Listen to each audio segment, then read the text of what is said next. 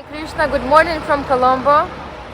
We are walking along the seaside and we are going to take train, and we came to the train station. Here we noticed the iron pillar, and every one of you know some iron pillar in Kutarminak.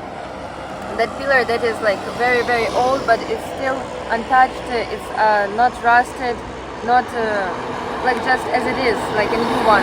But here this pillar maybe, I don't know, 10, 20 years old, but you can see that it gets kind of, I don't know how to say, damaged by time. But that pillar in Delhi is a magical pillar that doesn't get affected by the time.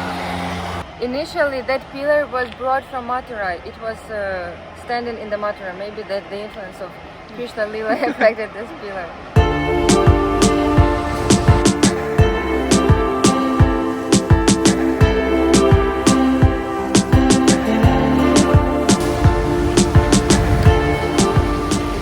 It's such an old station and very old train. I am so surprised.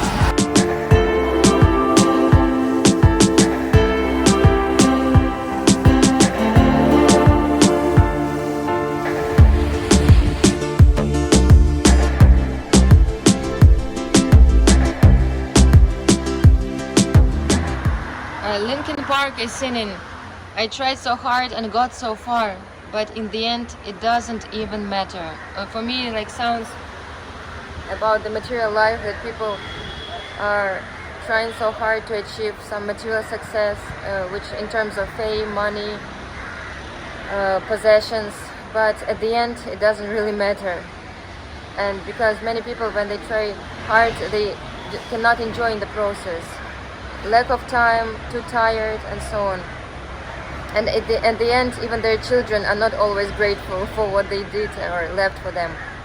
So for me, Srila Prabhupada's motto, simple living, high thinking, is the best motto for life, which can make us satisfied.